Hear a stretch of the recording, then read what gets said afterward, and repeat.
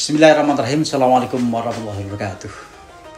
Menjawab pertanyaan bagaimana sebaiknya kita memilih pemimpin yang baik untuk Indonesia Raya, mari kita berkaca kepada dipilihnya pemimpin pada khilafah Islamiyah.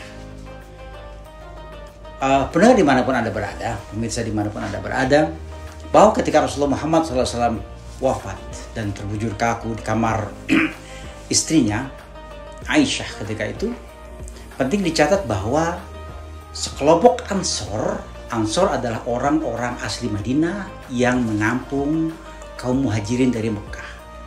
Sekelompok orang Ansor kemudian memisahkan diri, lalu mereka berkata bahwa yang kita butuhkan hanyalah Muhammad SAW. Kita tidak butuh muhajirun.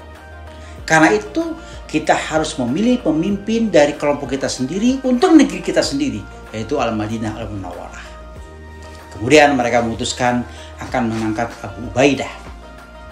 Melihat sekelompok Ansor menyendiri, kemudian Abu Bakar As-Siddiq bersama Umar bin Khattab mendatangi mereka.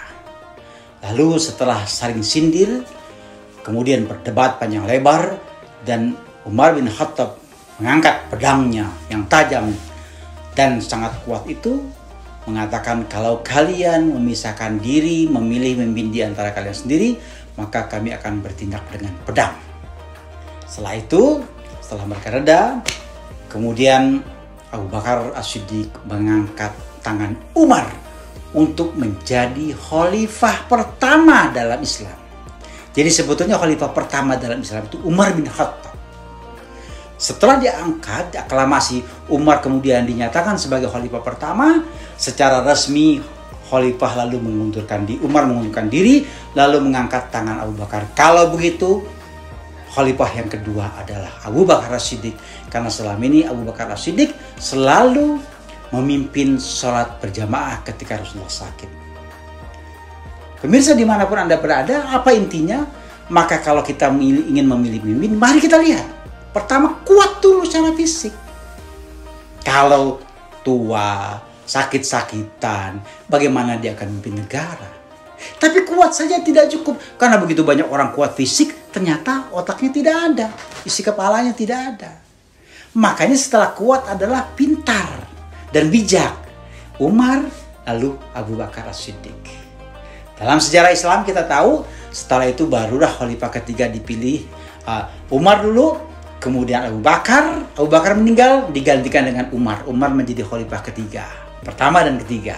Setelah Umar, barulah kemudian Utsman bin Affan. Ingat, Utsman bin Affan ketika dia akan menjadi khalifah, beliau berusia 73 tahun. Dan sebetulnya tidak menghendaki untuk menjadi khalifah. Karena beliau lemah, sudah tua, maka daerah Islam yang waktu itu sudah diekspansi kemana-mana oleh Umar bin Khattab, jalan keluarnya oleh Utsman, ditempatkanlah saudaranya, keponakannya, pamannya untuk menjadi gubernur-gubernur, pimpinan-pimpinan. Itulah yang membuat Utsman kemudian dituduh melakukan nepotisme, politik nepotisme. Karena itu Utsman juga dibunuh. Baru setelah Utsman, Ali kenapa terakhir? Dia muda, nggak mungkin menjadi khalifah pertama. Muda bagus, apalagi cerdas. Tapi selagi masih ada orang yang tua, yang lebih bijak, kenapa tidak mereka?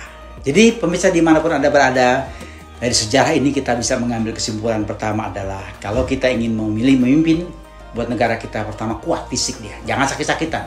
Bagaimana dia akan merawat bangsa dan negara kalau dia sendiri lemah dan sakit-sakitan. Yang kedua, dia harus bijak dan cerdas. Yang ketiga, dia tidak melakukan nepotisme, ya. Yang keempat, dia berjiwa muda tapi juga berpikiran luas. Itulah sinyal dari Allah Subhanahu wa taala untuk kita memilih pemimpin dalam bentuk sejarah Islam itu sendiri. Saya kira mudah-mudahan ceramah singkat ini bermanfaat buat Anda semua. Saya Helmi Hidayat, sampai bertemu kembali di kesempatan lain. Assalamualaikum warahmatullahi wabarakatuh.